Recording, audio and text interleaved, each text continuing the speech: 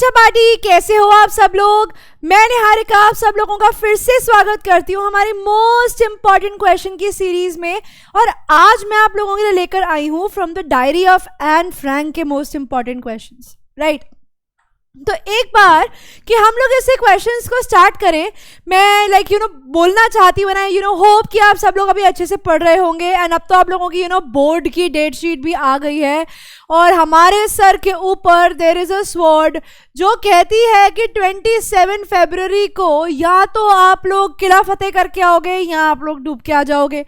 पर क्योंकि हम लोग यहाँ फिजिक्स वाला में वी टेक द रिस्पॉन्सिबिलिटी, हमारी ड्यूटी है कि हम आप लोगों को अपना बेस्ट कंटेंट प्रोवाइड करें ताकि आप लोग अपने एग्जाम्स में राइज एंड शाइन कर सके, ताकि आप लोग अपने 27 तारीख के एग्जाम को ऐसे ऐसे फोड़ के आए, मजे से अच्छे से पेपर देकर आए। You will give your best. तो अब हम लोग क्या करेंगे, हम लोग कर रहे हैं आज हमारी एन फ्रैंक के क्वेश्चंस में से जस्ट वन मोर सजेशन जो मुझे आप सब लोगों को रिगार्डिंग दिस डेट देना है, जिसपे आप लोगों के पेपर की डेट शीट में जो लिखी गई है 27 फेब हमारा इंग्लिश का एग्जाम है। एक चीज बच्चा पार्टी जो मेरी आप सब लोगों के लिए सजेशन रहेगी, 27 फेब में बहुत ज़्यादा टाइम तो नहीं रह गया है। दिसंबर खत्म है, दिसंबर आई थिंक 30th है, 31 दिसंबर है, तो आई डोंट थिंक दिसंबर बहुत ज़्यादा लंबा रह गया है। हमारे पास पूरा का पूरा जनवरी है प्लस हमारे पास फरवरी है। अब देखो आप लोगों के साथ होगा क्या, आप लोगों के चलेंगे प्री बोर्ड्स, राइट। बहुत स्कूल्स ऐसे हैं जहाँ पर अभी प्री बोर्ड चल रहे हैं, बहुत ऐसे हैं जहाँ स्टार्ट हो जाएंगे, बहुत ऐसे हैं जहाँ खत्म हो जाएंगे एंड छुट्टियाँ मिल जाएंगी। तो make a planner for everything. एक सजेशन हमारे सेशन को स्टार्ट करने से पहले, बिकॉज बोर्ड्स बहुत पास हैं, तो एक पॉइंट्स टू रिमेंबर मैं आप लोगों के साथ डिस्कस करना चाहती हूँ। उसके बाद हम लोग हमारे क्वेश्चन पे चलेंगे। पॉइंट्स टू रिमेंबर, सबसे पहला बच्चा पार्टी, आप लोग अपना डे को प्लान कर लें, डे प्लान कर लें या आप अपना वीक प्लान कर लें। वीक प्लान में क्या करेंगे, आप लोग अपना एक टाइम टेबल बना लो कि आप लोग इस हफ्ते में ये इतना पढ़ने वाले हो, इतना टॉपिक कवर करने वाले हो, और उसके बाद अपने आप के लिए एक टेस्ट डे रख दो। Test day, let it be in the weekends. अपने लिए एक वीकेंड के अंदर एक टेस्ट डे रखो जिसके अंदर आप लोग अपने आप को टेस्ट करोगे। जितना आपने वीक में लर्न किया है, आपके पास अप्रोक्सीमेटली जनवरी के 4 हफ्ते, फरवरी के 3 हफ्ते, आप लोगों के पास बस 7 वीक्स का टाइम है, जिसके अंदर अगर आप लोग फुल रिवीजन करना चाहते हो तो अभी भी आप लोगों के पास फुल रिवीजन करने की कितनी बारी के बारी हैं, आप लोगों के पास 7 टाइम्स के चांसेस बच रहे हैं। और ये 7 टाइम्स अगर जो अभी भी सो रहे हैं तो जाग जाइए, क्योंकि अब आ गया है टाइम। ये 7 टाइम्स की प्रैक्टिस आप लोगों के लिए रहेगी अप्रोक्सीमेटली आपके पेपर्स आने से पहले। Even if I start from 1 January itself, परसों जब 1 जनवरी का आएगा, हमारे 1 जनवरी के बाद जो हमारा सैटरडे संडे आने वाला है, इवन अगर आप तब से अपने आप को टेस्ट करना स्टार्ट करते हैं, still you have 7 to 6 weeks with their with you tentatively, because I don't have the calendar right now. तो मैं एक टेंटेटिव अमाउंट बता रही हूँ डेज का कि इतना टाइम आपको लगेगा। तो अपने लिए टेस्ट डे रखो, make a week, make your weekends as your test day. अपने आप को टेस्ट करो 2 चीज़ों में, एक तो MCQ टेस्ट करो और उसके अलावा अपने क्वेश्चंस टेस्ट करो। जो भी टॉपिक है, late it B maths, late it B science, late it be any subject, English, SST, Hindi, जो भी सब्जेक्ट्स आप लोगों के पास हैं, एक्स्ट्रा सब्जेक्ट्स, सब में MCQ प्लस क्वेश्चंस की प्रैक्टिस को ले आओ ताकि आप लोग ठीक से पढ़ पाओ। टेस्ट डे वाले दिन डे प्लान के अंदर आप लोग अपनी लर्निंग को निपटाएं, अंडरस्टैंडिंग को निपटाएं, उन सब टॉपिक्स को करें। दिन का जो स्केड्यूल है उसको बनाकर चलो। और एक और चीज बचा पार्टी, अपने वीक में ये मत करो कि आज मैं पूरे दिन SST करूंगा, कल मैं पूरे दिन इंग्लिश करूंगा, परसों मैं पूरे दिन हिंदी करूंगा। नहीं, प्लान सब्जेक्ट्स अकॉर्डिंगली। अपने जो सब्जेक्ट्स आप पढ़ेंगे उन्हें बहुत अकॉर्डिंगली प्लान सब्जेक्ट्स अकॉर्डिंगली। आप लोग कैसे कर सकते हैं, what I use to do in my school time was, मैं क्या करती थी, मैं अपने लिए एक मुश्किल सब्जेक्ट उठा लिया, एक इजी सब्जेक्ट उठा लिया। मान लो मैंने SST के साथ SST के साथ मैंने हिंदी उठा लिया, तो SST पढ़ के दिमाग हो जाता है खराब, बहुत ज़्यादा लर्निंग है। हिंदी उठा लो, कोई चैप्टर रिवाइज कर लो हिंदी का। वैसे ही आप लोग साइंस के साथ इंग्लिश का प्लानर उठा सकते हो, आप लोग मैथ्स के साथ वापस से कुछ भी उठा सकते हो, हिंदी उठा लो, इंग्लिश उठा लो, कुछ भी उठा लो। मतलब अपने दिन को 2-2 सब्जेक्ट, 3-3 सब्जेक्ट को देना स्टार्ट करो, तभी जाकर आप लोग अपने 5 मेन कोर सब्जेक्ट्स के सिलेबस को अच्छे से निपटा पाओगे, रिवीजन कर पाओगे, प्रैक्टिस कर पाओगे। और एक और बहुत इंपॉर्टेंट चीज, have a KitKat, have a break, break जरूर लेना, बहुत ज्यादा प्रोलॉन्ग्ड आवर्स के लिए मत पढ़ना. If you study for long hours, पढ़े लो 8 बजे बैठे सुबह 11-12 बजा दिए पढ़ते पढ़ते दोपहर के, मत करना. 2 घंटे पढ़ो, आधे घंटे का ब्रेक लो, 2 घंटे पढ़ो, आधे घंटे का ब्रेक लो, 2 घंटे पढ़ो, आधे घंटे का ब्रेक लो. आपको रिफ्रेशमेंट मिलती जाएगी. रिफ्रेश अपने करने के लिए अपनी वेब सीरीज लगाओ, तारक मेहता देखो, लाइक व्हाट आई डू, मैंने जो किया है, मैं तारक मेहता देखती थी, तारक मेहता देखो. स्टडी वेल, बट एकदम ऐसा पढ़ो कि जो मैं अब पढ़ रहा हूँ ना वो मुझे बोर्ड तक याद रखना है. और वो बोर्ड तक कैसे याद रहेगा, वो हमारे पॉइंट नंबर 2, अपने टेस्ट डे बनाओ, टेस्ट को पढ़ो और उसके साथ साथ करते जाओ. तो क्योंकि बोर्ड्स बहुत पास हैं, इसीलिए I wanted to give you all the suggestions कि कैसे आप लोग अपने बोर्ड्स तक डे को प्लान कर सकते हो. बिकॉज सब लोगों का एक सवाल है कि मैम टेंशन हो रही है, बोर्ड की डेट शीट आ गई है, ऐसे सर के ऊपर तलवार है, कुछ नहीं पता अब हम क्या करेंगे क्या नहीं करेंगे. तो टेंशन मत लो, अपने दिनों को प्लान कर लो, दिन को प्लान कर लो, वीक को प्लान कर लो कि इस हफ्ते में इतना तो निपटा देना है. नहीं निपट रहा तो जागो, रात को बैठो और पढ़ो. अपना एक टारगेट बना लो कि इतना तो मुझे इस हफ्ते में करना है. Plus try sample papers, question papers उठाओ, सैम्पल पेपर्स उठाओ, प्रीवियस ईयर क्वेश्चंस उठाओ. बाकी हमारे हम जो भी कंटेंट आपको दे रहे हैं, please revise all these things, because ये वो मोस्ट इंपॉर्टेंट क्वेश्चंस उठाए गए हैं हर सब्जेक्ट में आप लोगों के लिए, जो आप लोगों को आगे नंबर स्कोर करने में बहुत ज्यादा हेल्प करने वाले हैं. राइट, ये पैटर्न उन क्वेश्चंस का वैसा है जैसा पेपर में आने के चांसेस होते हैं. हम ये नहीं कह रहे कि डायरेक्ट नहीं आएंगे, बट येस, पैटर्न इस तरीके के क्वेश्चंस का हो सकता है. एंड यू नेवर नो क्या चीज आपके दिमाग में रह जाएगी और पेपर के टाइम पे याद आ जाएगी. राइट, तो इसीलिए पढ़ो, अच्छे से पढ़ो, मेहनत करके पढ़ो. एंड लाइक एक कहावत है ना कि कर्म करो फल की चिंता मत करो. अपनी मेहनत करते जाओ, अपना कर्म करते जाओ. तुम्हारा कर्म है पढ़ना, फल अपने आप मिल जाएगा, नंबर अपने आप मिल जाएंगे. ठीक है, आई होप ये सब पॉइंट्स आप लोग अपने पास नोट करके रखना, इसको ऐसे ही प्लान करना. If you have any other way, go ahead with it, but be serious now. आप लोगों के पास अप्रोक्सीमेटली जस्ट 7 वीक्स है, 7 हफ्ते, और आपका करियर इसके ऊपर बनेगा. बिकॉज जो स्ट्रीम आप लोगों को अब मिलेगी ना बचा पार्टी, वो आपके पूरे कोर्स ऑफ लाइफ को आगे तक खींच के लेके जाने वाली है. तो जो ये 7 हफ्तों में आपने करके दिखा दिया, वो आपकी जिंदगी के अगले 70 सालों को डिटरमाइन करेगा. राइट, तो इसीलिए ये 7 हफ्ते दिन रात एक कर दो. भूल जाओ खेलना, भूल जाओ इंस्टा, भूल जाओ स्नैपचैट, भूल जाओ वेब सीरीज, सब कुछ भूल जाओ. देखो बट लिमिट में, कि इतना कि आप बस रिफ्रेश हो जाओ, दैट्स इट. पढ़ के थक गए, सो जाओ थोड़ी देर, आधे घंटे का दिमाग को रेस्ट दो, सो जाओ. Do not just indulge your time in all these bullshit. इन सबको भूल जाओ. 7 हफ्ते बाद यही करना है. मार्च के अंदर पेपर खत्म हो जाएंगे, 21 मार्च को लास्ट पेपर है, उसके बाद मजे ही मजे हैं जिंदगी में. लाइक फिर करना ऐश अच्छे से. लेकिन ये 7 हफ्ते पूरा पेपर का टाइम, मार्च 21 मार्च तक दिन रात एक करके पढ़ लो, नंबर आ जाएंगे. ठीक है, अब आ जाते हैं हम लोग हमारे मेन टॉपिक के ऊपर, जो हम करने वाले थे, हमारी from the diary of Anne Frank, जो हमारा आज का टॉपिक रहने वाला है. तो इस टॉपिक को स्टार्ट करने से पहले ना बच्चा बाटी, एक छोटा सा ना इंट्रोडक्शन कर लेते हैं कि ये कहानी इस लड़की की आई कहाँ से, इस स्टोरी में हमने क्या क्या देखना है, क्या क्या इस स्टोरी के अंदर होता है, और क्या क्या पॉइंट्स जो हैं वो इस स्टोरी में रेलेवेंस रखेंगे. ठीक है बच्चा बाटी, तो from the diary of Anne Frank एक लड़की की कहानी है जिसका नाम था एन फ्रैंक. ठीक है, अब यहाँ पर होता क्या है, ये लड़की एक ज्यूइश फैमिली से बिलोंग करती थी. ये क्या करती थी, एक ज्यूइश फैमिली से बिलोंग करती थी. यानी वो उस समय की बात है जब यहाँ पर होलोकॉस्ट हो रहा था. What you mean by Holocaust? Holocaust था जर्मनी में हिटलर के द्वारा और नाजीज के द्वारा जो प्रॉब्लम्स क्रिएट करी जा रही थी, जिस तरीके से लोगों को यहाँ पर मारा जा रहा था, उस चीज़ को ध्यान में रखते हुए ही यहाँ पर जब लोगों को मारा जा रहा था, तो उसमें ज्यूज थे जिनको सबसे ज़्यादा मारा गया था, सबसे ज़्यादा टॉर्चर किया गया था. तो उनमें से एन फ्रैंक भी एक थी जो इस होलोकॉस्ट के दौरान मर गई थी, जिसकी डेथ हो गई थी. उस टाइम पे थोड़े टाइम बाद जब इसके फादर बचे थे, इनकी बहन थी मार्गॉट, वो भी गई, इनकी मम्मा थी, इनकी दादी की तो पहले डेथ हो चुकी थी. तो जब इन सबकी डेथ हो गई, it was only his father left. और एक दिन जब इनके फादर भी ये शहर छोड़ के जा रहे थे, तब उनकी एक असिस्टेंट थी जो उनकी बेटी जैसी थी, उन्होंने लाकर उनको डायरी दी एन फ्रैंक की और बताया कि ये आपकी बेटी की डायरी है जो मुझे मिली है.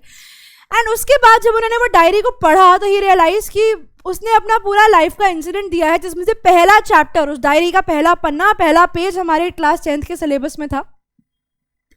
जिसमें एन फ्रैंक ये बताती है कि उसका कोई दोस्त नहीं था. She had no friend, she had nobody she can trust, जिससे वो बात कर सकती थी, जिससे वो अपने सीक्रेट शेयर कर सकती थी. इसीलिए उसने डिसाइड किया कि मेरा और कोई दोस्त नहीं है, क्यों ना मैं पेन और पेपर को ही अपना दोस्त बना लूं. Because no expectations no disappointment. एक दोस्त को तुम 4 बार बात बताओगे, 5 बार बताओगे, 6ठी बार वो तुम्हारी बात पे ध्यान नहीं देगा. तो वैसे ही लेकिन यहाँ पे डायरी है, डायरी को तो जितना मर्जी बताते जाओ वो डायरी आपकी बात सुनती जाएगी. The diary is not going to complain, the diary is not going to expect anything out of you. तो इसीलिए उसने एक डायरी बनाई जिसका नाम रखा उसने किटी. और उस डायरी में उसने अपना पहला एनेक्डोट या पहला इंसिडेंट लिखा, जिसके अंदर वो क्या बताती है, जिसके अंदर वो ये बताती है कि किस तरीके से उसके जो स्कूल में मिस्टर कीजिंग नाम के एक टीचर थे, जो उसके मैथ्स के प्रोफेसर थे, और उससे उनकी बिल्कुल भी नहीं बनती थी. Because she was very very talkative, she was an incorrigible chatter box. Incorrigible का मतलब होता है ऐसा इंसान या ऐसी चीज़ जिसको आप करेक्ट नहीं कर सकते हो. तो she was an incorrigible chatter box, और वो क्लास में बोलती रहती थी. She never got quiet in the class. बोलते रहो, बस जो मन में आए बोलते रहो. तो that is why the teacher gave him an 3 task to complete. 3 essays दिए थे उसको लिखने के लिए, जो उसने सक्सेसफुली लिखे. और उसके बाद उसने वही चीज़ मिस्टर कीजिंग को भी प्रूव करके दिखाई कि आई कैन डू दिस, कि मैं कर सकती हूँ. ठीक है, समझ में आया बच्चा पार्टी? तो वही हमारा पैटर्न चलेगा. एमसीक्यूज देखेंगे हम लोग, शॉर्ट क्वेश्चन आंसर्स देखेंगे हम लोग, लॉन्ग क्वेश्चन आंसर्स देखेंगे, short question answers SQA sorry, short question answers और long question answers. Now what I have done is I have cut down the number of questions. अब क्यों करा मैंने कम number of questions को, क्यों cut down किया गया है number of questions? Number of questions इसीलिए कट डाउन किए गए हैं बिकॉज आई बिलीव कि बहुत ज़्यादा क्वेश्चंस है ना, you have less time left now. तो what I do is I take the most important questions जो एक्चुअली में सबसे ज़्यादा लगने के चांसेस हैं कि हाँ ठीक है ये वाले तो आ ही सकते हैं, फुल चांसेस है. I have taken only those questions that will also give you an idea कि अगर क्वेश्चन इस ये नहीं कुछ इससे मिलता जुलता आ जाता है, तब आप उस क्वेश्चन को कैसे आंसर करोगे. ठीक है, तो देखते हैं हमारे पहले सवाल को, जो हमारे टेक्स्ट बेस्ड क्वेश्चन है. Answer the following question by choosing the correct option. When and where was Anne Frank born? हमारे पास ऑप्शन है Frankfurt 1926, Germany on 12th June 1929, in Asian on 12th December 1929 and Germany in February 29. अब देखो, अब आप लोगों को क्या confusion हो सकती है यहाँ पर. हमें कंफ्यूजन हो सकती है कि वो कौन से महीने में पैदा हुई थी, कि जो हमारी एन फ्रैंक है वो कौन से महीने में पैदा हुई थी. तो जो इसका करेक्ट आंसर होगा, अगर आपको महीना याद हो तो आप आंसर कर सकते हो. देखो, दिसंबर नहीं था तो ये ऑप्शन नहीं होगा, फेब्रवरी नहीं था तो ये ऑप्शन नहीं होगा. चॉइस बचती है इन दोनों के बीच में. इसमें मंथ नहीं मेंशन्ड है तो ये नहीं हो सकता, और इसमें प्लस 1926 दिया है. वो 12 जून 1929 को पैदा हुई थी. कहाँ पे? जर्मनी में. तो इसीलिए ऑप्शन बी मेरे क्वेश्चन का करेक्ट आंसर होगा. To whom were Anne and her sister Margot sent to stay within Ashen? ये Ashen करके एक जगह थी, तो किसके पास उनको भेजा गया था? उनकी आंट, उनके कजिन्स, उनकी ग्रैंड मदर या अलोन? तो उनको उनके ग्रैंड मदर के साथ भेजा गया था. एंड एन्स बेस्ट फ्रेंड, और एन की जो बेस्ट फ्रेंड थी, एन की सबसे क्लोज जो कोई अगर उसकी लाइफ में था अभी तक, तो वो उसकी ग्रैंड मदर ही थी. तो Anne's grandmother was her best friend. ठीक है. Why were Anne and her sister Margot sent to Ashen? उन दोनों को एशियन क्यों भेज दिया गया था? Their parents emigrated to Holland. No one to look after them. They wanted to study there. या both A and B. तो यहाँ पर emigrated का मतलब है to travel, to migrate outside the country. अपनी देश से किसी और जगह पे जाना. नेटिव कंट्री, होम कंट्री की जगह.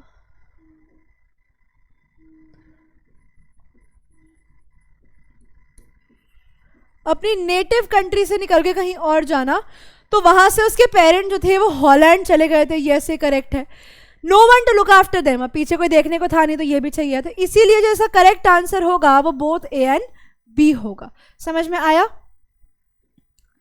Mister Keesing was Anne's relative, Anne's counsellor, Anne's teacher या एन्स प्रिंसिपल. तो वो कौन थे? वो एन के टीचर थे. और कौन से सब्जेक्ट के टीचर थे? वो उसके मैथ्स के टीचर थे. और वो कैसे थे नेचर के अंदर? ही वॉज स्ट्रिक्ट, वो बहुत ज़्यादा स्ट्रिक्ट थे.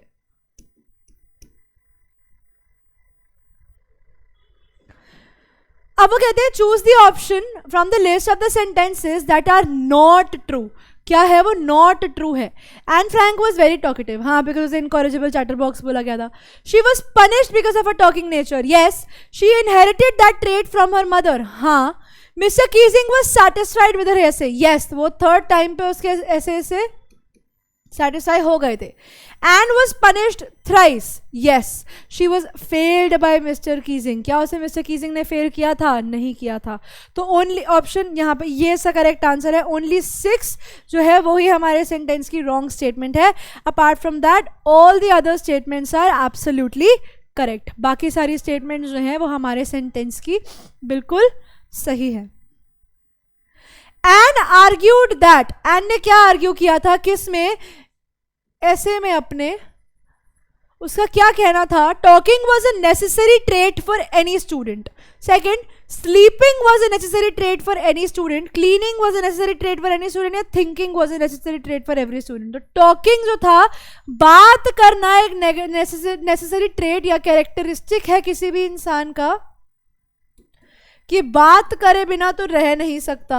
अब स्कूल में कोई बच्चा बात ना करे तो उसे काउंसलर के पास भेज देता है कि मैम ये बच्चा बहुत चुप रहता है, ये बच्चा बहुत इंट्रोवर्ट है, तो बोलता ही नहीं क्लास में. अब ये बोलता ही नहीं तो हम इससे बात क्या करें? हम कैसे इसके साथ बात करें, क्या करें इसके साथ? तो वहां पर वो कहती है कि बात करना तो एक स्टूडेंट का नेसेसरी ट्रेट है यार, वो तो उसका जन्म सिद्ध अधिकार है, तो वो तुम उससे नहीं छीन सकते हो, तो बात करने दो ना, क्यों चुप कराना है. What was the trick in writing essay assigned to Anne by Mr. Keesing? तो एन ने क्या डिसाइड किया था अपने असाइनमेंट में लिखने के लिए? यहाँ पर वो ओवरऑल की बात कर रहे हैं, वो किसी पर्टिकुलर इंसिडेंट की बात नहीं कर रहे. यहाँ पर वो ओवरऑल ऑल दी एसेस, जितने भी ऐसे दिए गए थे उसमें उसका मेन ऑब्जेक्टिव क्या था? To make sure that the joke was on mister Keesing. ये था, लेकिन ये सिर्फ थर्ड में था. हम ओवरऑल की बात कर रहे हैं. To leave big spaces between the words, या to come up with convincing argument to prove the necessity of talking, या टू राइट अगेंस्ट टॉकिंग. तो वो चाहती थी कि वो कुछ ऐसी स्टेटमेंट्स लेकर आए अपने आंसर के अंदर, कुछ ऐसे आर्ग्यूमेंट्स लेकर आए जिससे वो मिस्टर कीजिंग को यह समझा सके कि भैया बात करना कोई गलत बात नहीं है, मैं क्लास में बात कर रही हूँ तो वो एक अच्छी चीज़ है. बिकॉज अगर आप एक बच्चे को चुप करा देते हो तो which means you are kind of stopping him from doing something that is natural to a child. एक बच्चा तो बोलेगा ना, उसके लिए बोलना कोई बहुत बड़ी बात तो है नहीं. तो अगर आप मुझे बोलने से चुप करा रहे हो, which means you are taking away my natural instinct, आप मुझसे मेरा नेचुरल हक छीन रहे हो.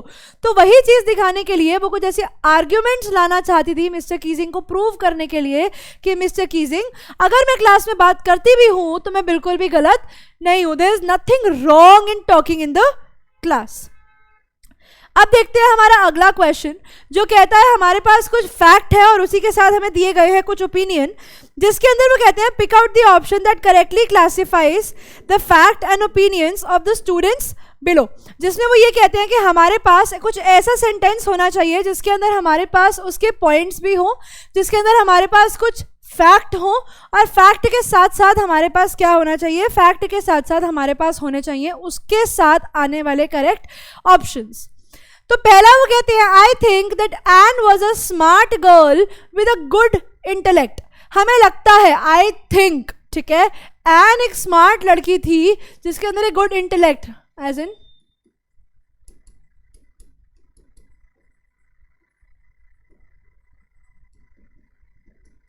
थिंकिंग कैपेबिलिटी अच्छी थी. I feel that Anne was a creative person. मेरा कहना है कि एन एक क्रिएटिव पर्सन थी. तीसरा, I think Anne will come up with convincing argument to prove the necessity of talking. मुझे लगता है कि एन ऐसी आर्ग्यूमेंट तो ले आएगी जिसमें वो प्रूव कर सके कि बात करना जरूरी होता है. I think that Anne knows how to handle the situation in a better way. इसे मुझे लगता है कि एन को पता है कि कैसे सिचुएशन को हम लोग बेटर तरीके से हैंडल कर सकते हैं. तो ऐसे क्वेश्चन के अंदर जब आपको ऑप्शन दे दिया जाता है तो आप लोग क्या करेंगे?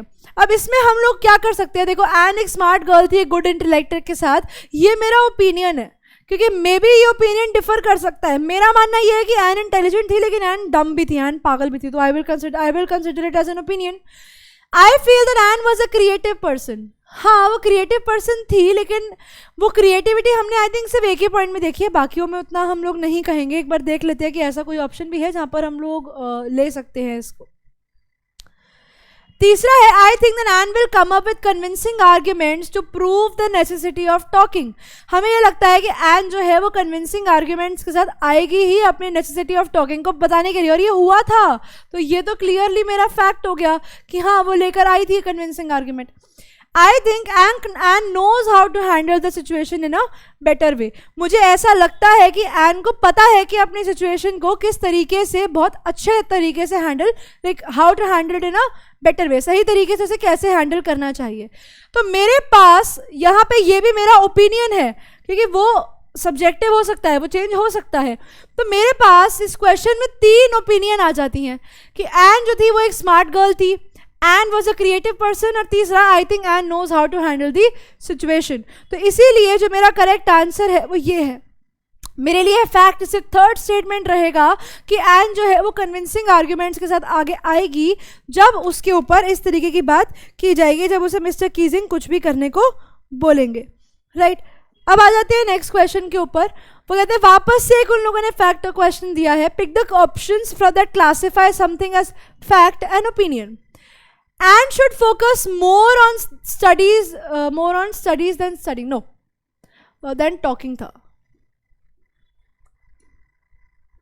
एन को पढ़ाई पे ज़्यादा ध्यान देना चाहिए टॉकिंग के मुकाबले। हर डायरी इज़ एक्सेप्शनल, उसकी डायरी जो है वो एक्सेप्शनल है, मतलब ऐसी चीज़ हमने आज तक कहीं पे भी नहीं देखी है।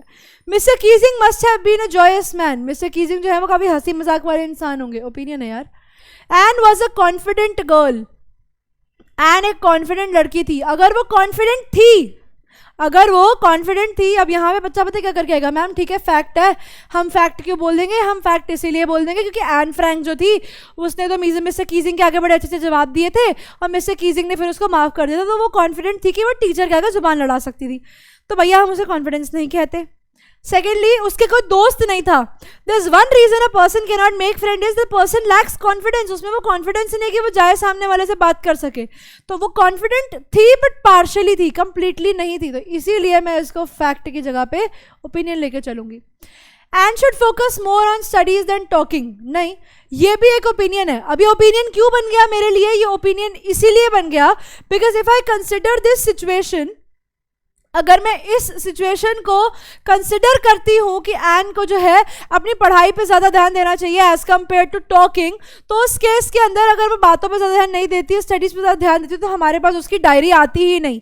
तो ये चीज़ भी अगर ये इस पॉइंट ऑफ टाइम पे ये ओपिनियन हो जाता है। हर डायरी इज़ एक्सेप्शनल। उसकी डायरी एक्सेप्शनल थी, यानी हम कह सकते हैं कि कुछ एक्स्ट्रा ऑर्डिनरी थी। अब यहाँ पर अगर हम चाहें तो इस पॉइंट को 2 तरीके से समझ सकते हैं कि उसकी डायरी एक्स्ट्रा ऑर्डिनरी थी। यस, उसकी डायरी एक्स्ट्रा ऑर्डिनरी थी बिकॉज इतना क्लोज कंटेंट या इतना फर्स्ट हैंड कंटेंट हमें उस होलोकॉस्ट के बारे में इससे पहले नहीं मिला था जो हमें एन फ्रैंक की डायरी के बाद दिया गया है। तो उस टर्म्स में वो डायरी डेफिनेटली एक्सेप्शनल थी। तो ये हो जाता है फैक्ट। क्या हमारे पास कोई ऐसा ऑप्शन है जहाँ पर हमारे पास 2 फैक्ट में है और बाकी सारे ओपिनियन में है? यस, हमारे पास ये ऑप्शन है जिसमें हमारा 2 जो है वो एज अ फैक्ट है और बाकी सारे जो है वो एज अ ओपिनियन है। तो अब एक और चीज़, if you see the I think some of the answer keys has the question as all are opinions. बहुत जगह ये आंसर भी दिया गया है। I consider this answer to be wrong. The reason is because उसकी डायरी एक्सेप्शनल थी। Because आज से पहले ऐसा रिकॉर्ड नहीं मिला था। No such record found. No such record of this sort. इस तरीके का record of this sort was found before. तो अपने आप में ही वो डायरी, यस वो डायरी जो थी वो हमारी एक्सेप्शनल डायरी थी बिकॉज आज से पहले ऐसा कुछ भी नहीं मिला था। ऐसी डायरी, कोई ऐसा एनेक्डोट, कोई ऐसी राइटिंग हमें आज से पहले नहीं मिली थी। इसीलिए definitely we consider this diary to be a exception. तो क्वेश्चन नंबर 9 का जो करेक्ट आंसर आएगा वो हमारे पास आएगा ऑप्शन नंबर बी। अब आते हैं नेक्स्ट क्वेश्चन को देख के। Why did Anne want to enhance the image of a long awaited friend? Anne जो थी वो अपनी लॉन्ग अवेटेड फ्रेंड, यानी जो उसकी डायरी है जिसका उसने इतना सस्पेंस क्रिएट किया था, उसको वो इतना ज़्यादा एनहांस क्यों करना चाहती थी? उसकी जो इमेजिनेशन है उसको इतना इम्प्रूव क्यों करना चाहती थी? उस पर उसने इतना फोकस क्यों किया? She wanted a diary to be her best friend. वो चाहती थी कि डायरी उसकी बेस्ट फ्रेंड रहे। तो जिस तरीके से हम बेस्ट फ्रेंड को सर पे चढ़ा कर रखते हैं, क्योंकि उसका कोई दोस्त नहीं था तो इसलिए वो अपनी डायरी को सर पे चढ़ा कर रखना चाहती थी। She wanted to pour her heart out on the diary. Pour her heart out का मतलब है to write about almost everything, हर चीज के बारे में लिखना चाहती थी, जो मन में है सारे इमोशंस को वेंट आउट करना चाहती थी, इमोशंस को वेंट आउट करना चाहती थी। वेंट आउट का मतलब है अपने दिल से निकाल देना चाहती थी कि भैया जो मेरा मूड खराब हो रहा है मैं सब बता दूं। She wanted to make her diary beautiful, diary को सुंदर बनाने का पॉइंट तो था ही नहीं। She wanted everyone to read a diary, उसने क्लियरली बोला था nobody will be interested in the musings of a 13-year-old girl, neither do I want anybody to read my diary. तो 3-4 तो गलत हो गए। हमारे पास ऑप्शन 1 और 2 जो स्टेटमेंट को करेक्ट दिखाते हैं वो हमारे पास ऑप्शन नंबर सी में है। आई होप आप लोगों को क्वेश्चन में, एक्चुअली पेपर में जो क्वेश्चन आएगा ना बच्चों, वो डायरेक्ट नहीं देंगे कि एन कौन थी, एन कहाँ पैदा हुई, वो ऐसे क्वेश्चन देंगे। वो आपको इस तरीके के क्वेश्चन देंगे जो इन्फरेंस बेस्ड होंगे, कि उस चैप्टर को पढ़ के आपके दिमाग में क्या घुसा, उससे आपको क्या समझ में आया। क्वेश्चंस होंगे इन्फरेंस बेस्ड, उसमें आपको कुछ ना कुछ इन्फरेंस निकालनी होगी, कोई ना कोई लॉजिक निकालना होगा कि अच्छा ये था तो इसका मतलब ऐसा है, ठीक है। कुछ ऐसे क्वेश्चंस आएंगे। N Frank is the most renowned and discuss of the कौन विक्टिम ऑफ नाजी टॉर्चर। जैसा मैंने बताया ना, वहां पर होलोकॉस्ट हुआ था एंड जो हिटलर था he was completely against the fact कि जितने भी जूज हैं उनके हिसाब से they were like the polluted community of the society, they were the persecutors of Jesus Christ, and बहुत सारे रीजंस थे उसको लेकर कि you know why Jews were not good, and though he want, and that is the reason he wanted to kill all the you know Jews from the society. तो Anne Frank भी उन्हीं society में से एक थी, she was a Jewish, and वो उसकी story इतनी रिनाउंड, उसकी डायरी में ऐसा क्या था कि वो रिनाउंड हो गई, ऐसा उसकी डायरी में क्या लिखा था कि वो फेमस हो गई, वो डायरी में क्या लिखा था उसके लिए बाद में फेमस हुई, वो डायरी किस पॉइंट ऑफ टाइम में से निकल कर आई है उसके ऊपर ज्यादा एम्फोसिस दिया जाता है। एन फ्रैंक ने वो डायरी तब लिखी थी जब वहां पर जर्मनी में जो नाजीज थे उन लोगों ने ज्यूज को अटैक किया था, वहां होलोकॉस्ट किया था। होलोकॉस्ट ना आप लोग लिख सकते हो, अपने आंसर्स में यूज हो सकता है ये word Holocaust. Ethical cleansing mechanism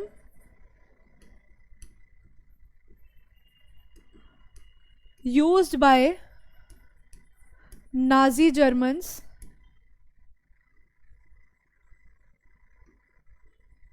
to kill Jews को मारने के लिए, एथिकल क्लेंजिंग करने के लिए, कि मतलब भैया ये हमारे कल्चर के नहीं है, इनको हटाओ, इनको निकालो, जैसे दूध में से मक्खी निकाल के फेंकते हैं ना, इन्होंने इनके लिए गैस चैम्बर्स बनाए। I still remember, like I am a very very ardent fan of this entire thing, जितने भी conspiracy है regarding Hitler और the Holocaust. Although I particularly believe कि Hitler was a bad man. Yes, उसने बहुत गलत काम किया, लेकिन according to me, अगर मतलब I am not a person who's going to be biased, but and I am having that urge to speak this point again. मेरे हिसाब से Hitler is bad, yes Hitler was bad, उसने बहुत लोगों को मारा, 100% he was not a nice person.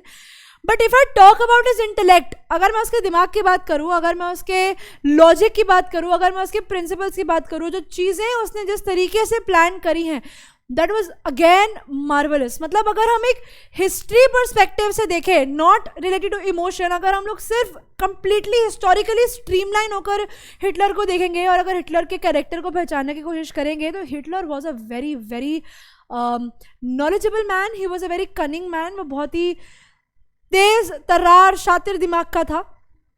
तो this is one such thing that I believe, I somehow not like I can say, but something I rever about Hitler कि ठीक है भैया हिटलर में ये चीज़ थी कि हिटलर बहुत दिमाग वाला इंसान था। तो yes, Hitler was a bad man but a very smart one. I know people are going to backlash at me कि आपने मैम हिटलर को अच्छा बोल दिया। मैंने हिटलर को अच्छा नहीं बोला है, मेरे हिसाब से Hitler yes was a bad man but उसका दिमाग बहुत तेज था, that is what I have said. ऐसे रावण भी बुरा था, लेकिन रावण में भी 10 पंडितों की शक्ति थी, that doesn't mean कि I support रावण, right? तो Anne Frank is the most renowned and discussed of the known victims of Nazi torture, victims of Nazi occupation of Netherland, victim of persecution against the Jewish community या Holocaust victims. अब अगर मैं particularly इसकी situation की बात करूं कि Anne Frank कौन सी सिचुएशन की थी, वो नेदरलैंड्स के अंदर रहती थी, राइट, वो हमें पता है, वहाँ पर उसका घर था। तो पर्टिकुलरली हमसे ये पूछते हैं कि इसके कौन से सिनारियो में ऐसी बात की गई है जहाँ से हमें ये चीज़ पता लगती है कि एन फ्रैंक जो थी वो इन चारों में से कौन से पार्ट ऑफ टॉर्चर को हम कह सकते हैं, कौन से पार्ट ऑफ सिनेरियो को हम लोग कह सकते हैं जिसको वो सफ़र कर रही थी। तो अगर इस क्वेश्चन को हमारे पेपर में आ जाएगा तो हम लोग क्लियर बात करेंगे किसकी, victims of Nazi torture, yes, लेकिन इन सब के लिए ना यहाँ पर एक टर्म यूज़ किया गया है होलोकॉस्ट, जिसको मैंने स्पेशली यहाँ पर लिख कर बताया है। द रीज़न इज बिकॉज ऐसा कोई क्वेश्चन आ जाए तो always go with the main word that is Holocaust. तो वो किसकी विक्टिम थी, वो होलोकॉस्ट की विक्टिम थी, बिकॉज इस लड़ाई के अंदर उसको भी मार दिया गया था।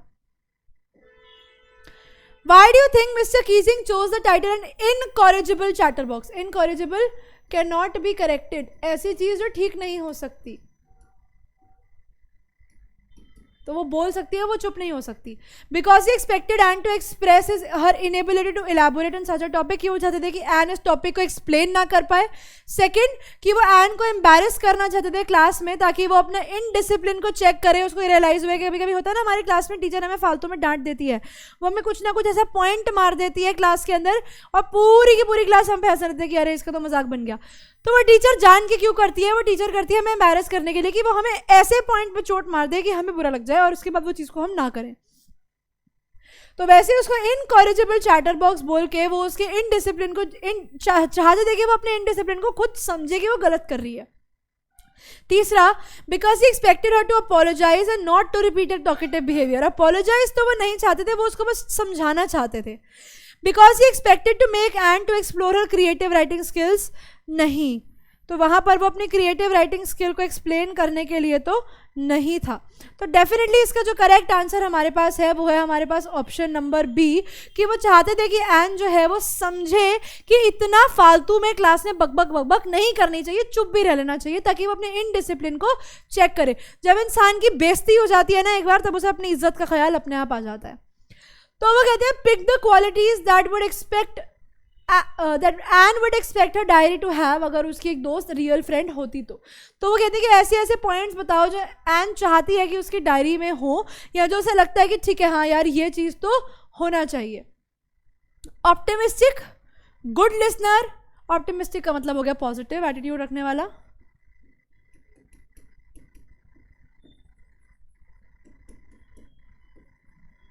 गुड लिसनर, कि वो गुड लिसनर होनी चाहिए, अच्छा सुनने वाली होनी चाहिए, उसकी डायरी कॉन्फिडेंट होनी चाहिए, एनर्जेटिक होनी चाहिए, नॉन जजमेंटल होनी चाहिए कि उसकी डायरी उसको जज ना करे, आउटगोइंग होनी चाहिए, मतलब फ्री टू स्पीक, जो भी मन में आता है वो बोल सके, ऐसे मन में घुट घुट के बातें ना रखे, बिकॉज बहुत सारे दोस्त करते हैं ऐसा, आधी बातें बताते ही नहीं है बिकॉज दे बिलीव कि पता नहीं क्या सोचेंगे या क्या होगा, but do not do that. जो मन में आता है बोल दो भाई, क्या फ़र्क पड़ता है, तुम्हारी ज़िंदगी है ना, एन्जॉय इट।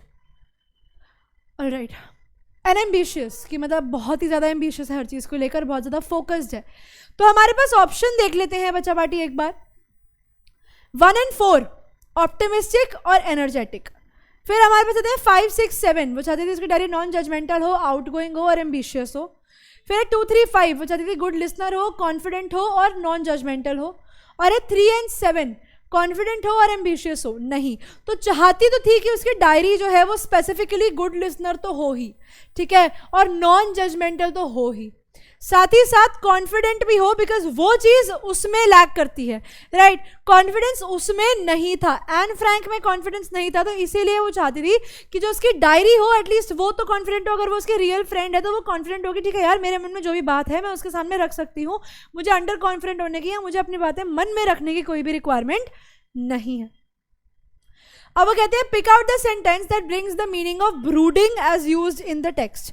हमारे पास क्या है, हमारे पास है 4 सेंटेंसेस जिसके अंदर उन लोगों ने हमें वर्ड दिया गया है ब्रूडिंग, और बोला है कि हमें ब्रूडिंग के हिसाब से जो है करेक्ट सेंटेंस का मीनिंग बताओ कि ब्रूडिंग इनमें से कौन से पार्ट के अंदर सही तरीके से यूज नहीं किया गया है, that brings out the meaning, alright, sorry, that brings out the meaning of the topic, alright. The mysterious house on the hill is still brooding above the village। तो यहाँ पर जो brooding है ना वो सर पे चढ़ने वाले फॉर्म में यूज़ किया गया है, तो नहीं, ये नहीं हो सकता। The people at the stock market always keep brooding about the gains। तीसरा, he was brooding over the matter and took a long time to decide. Brooding is adding to sit lazily, ऐसा बस बैठे रहो और सोचते रहो कि क्या करना है. तो यहाँ पर घर तो लेजीली बैठेगा नहीं. पीपल स्टॉक मार्केट में लेजीली बैठेंगे नहीं, वो तो गुस्से में बोलते रहते हैं. ही was brooding over the matter, वो बस बैठा हुआ था और सोच रहा था एमलेसली उसके बारे में, या थिंक एमलेसली, बिना कोई फाइनल डिसीजन पे आए बस सोचे जा रहा है कि क्या करूं. And took a long time to decide. Suspense and drama were brooding at the site of investigation, तो यहाँ पर बैठे तो नहीं हुए वो, तो ये भी नहीं हो सकता. तो हमारे पास क्वेश्चन नंबर 14 का जो करेक्ट आंसर है वो है option number C, that he was brooding over the matter, यानी यहाँ पर है थिंकिंग एमलेसली, वो बस बैठा हुआ है और उस चीज़ के बारे में सोचे जा रहा है और कोई फाइनल डिसीजन नहीं ले रहा है. ठीक है, अब वो कहते हैं pick the option that list the image that most appropriately contributes to chatterbox. इसमें से एक ऐसा चुनो जो दिखाता है कि इंसान जो है वो चैटरबॉक्स है. यहाँ पर ऑफिस की मीटिंग हो रही है. ठीक है, यहाँ पर क्या हो रहा है, यहाँ पर ऑफिस मीटिंग हो रही है, तो यहाँ तो बंदा चैटरबॉक्स नहीं हो सकता. यहाँ पर भी बिजनेस की बात हो रही है, यहाँ पर बंदा स्पीच दे रहा है, तो बचा क्या हमारे पास, ये जो इंसान खुद में बड़बड़ाता रहे, बोलता रहे, कोई काम ही नहीं है उसके पास. तो इमेज नंबर 2 हमारा करेक्ट आंसर होगा. अब यहाँ पर हमारे पास एक क्वेश्चन है जिसमें हमें कुछ टर्म्स दी गई हैं और हमें टर्म्स को करेक्टली मैच करना है उनके करेक्ट आंसर के साथ. जिसमें उन लोगों ने क्या किया, उन्होंने हमें 4 इवेंट्स दे दिए, 4 forms of writing skill they the, journal, diary, log और मेमोयर. और उन्होंने बोला कि करेक्ट ऑप्शन को करेक्ट के साथ जोड़ो. पहले ये बता डायरी क्या होता है, तो हम इसमें सबसे पहले इसी को ढूंढ लेते हैं. A book with a separate spread of page for each day in which you write down your own thoughts and feeling and what has happened on that day. तो हमें बी का आंसर तो 1 मिल गया फॉर श्योरिटी के साथ. हमें क्या मिल गया, हमें बी का आंसर मिल गया फॉर श्योरिटी के साथ. अब देखो बी का ऑप्शन 1 कहाँ पे है, बी का ऑप्शन 1 यहाँ पे 100% यही आंसर होगा, चेक कर लो. अब ए का 2 बोला है उन्होंने. जर्नल क्या होती है, एक full record of a journey. आप जहां पर भी गए आपने उसकी पूरी जर्नल बनाई. पीरियड ऑफ टाइम और इवेंट या रिटन एवरी डे, तो ये भी क्या होता है, full record of the journey. ये पर्टिकुलर यहाँ पे है each and every page for 1 day. तो डायरी हो गया बी, जर्नल हो गया ये. फिर आ जाओ लॉग पे. Log is a written record of events with time and date usually official, तो ऑफिस लॉग्स बनाते हैं, ये वो हो गया. और मेमोयर होता है कोई भी रिकॉर्ड जो अपनी खुद की लाइफ के एक्सपीरियंसेस को रखता है रिलेटेड टू मेमोरीज, जिसको वो एक अपने रिलेटेड टू मेमोरीज के फॉर्म में रखता है. ठीक है बच्चा पार्टी, तो हमारे पास जो करेक्ट आंसर होगा इस क्वेश्चन का वो होगा ऑप्शन नंबर बी. आप लोग एक ऑप्शन को चुनो, बाकी विकल्प अपने आप झक मार के आपके पीछे आ जाएंगे. अब आ गए हैं हम लोग हमारे शॉर्ट क्वेश्चन आंसर्स के ऊपर. आई होप यहाँ तक तो पीछे तक तो आपको कोई भी डाउट नहीं होगा. ये हमने कुछ 16 MCQs डिस्कस करे हैं. The reason behind discussing all these MCQs was just to make things clear, कि आप लोगों को समझ में आ जाए कि पेपर में किस तरीके के सवालों का टाइप आ सकता है. क्योंकि अब टाइम है कि अब आप पढ़ लिए तो पढ़ लिए, नहीं पढ़े तो नहीं पढ़े. तो अगर आप चाहते हो अब की बार 10th को पार करना, तो study very very seriously. Short question अपना पैटर्न वही रहेगा, ICC, introduction, content, conclusion. What made writing a diary a strange experience for Anne Frank? Diary लिखना एन फ्रैंक के लिए एक स्ट्रेंज एक्सपीरियंस क्यों था? अब हमें पता है कि एन फ्रैंक बस एक छोटी सी 13 साल की लड़की थी, उसका कोई दोस्त नहीं था. अब क्योंकि वो इतना डेस्परेट थी अपने मन के इमोशंस को बाहर वेंट आउट करने के लिए, बात करने के लिए, कि उसके पास और कोई ऑप्शन नहीं रहा और उसने डिसाइड किया कि चलो मैं काम करती हूँ, मैं डायरी ही लिख लेती हूँ.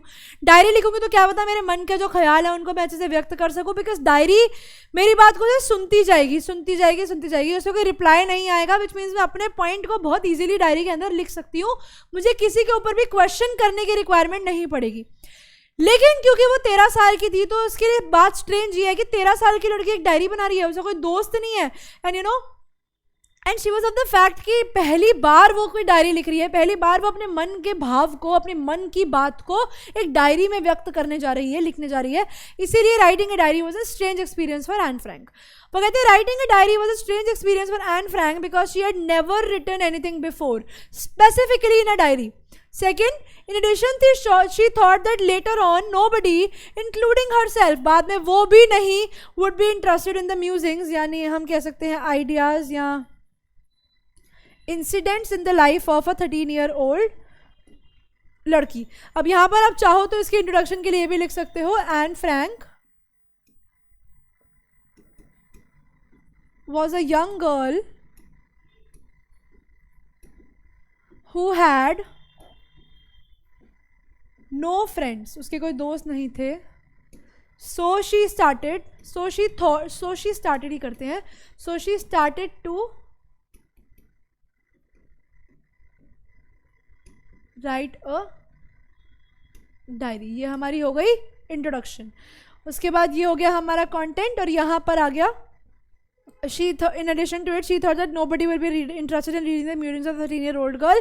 इससे आगे हम ये भी लिख सकते हैं later on her diary became, क्या हुआ उसकी डायरी क्या बन गई? her diary became a best selling novel. इस तरीके से आप अपने आंसर को कंक्लूजन में भी दे सकते हो. द रीज़न मैंने आज आप लोगों को ये लिख के बताया इज़ फॉर द फैक्ट कि आप लोग अपने आंसर से रिलेटेड अगर आपको मेन कंटेंट पता है तो ऑटोमेटिकली आप with in a minute starting के इंट्रोडक्शन पहले क्या था और बाद में क्या है किस तरीके से लिख के दिखा सकते हो. दैट इज़ द रीज़न मैंने खुद इसमें इंट्रोडक्शन और कंक्लूजन का पॉइंट ऐड करके दिया है.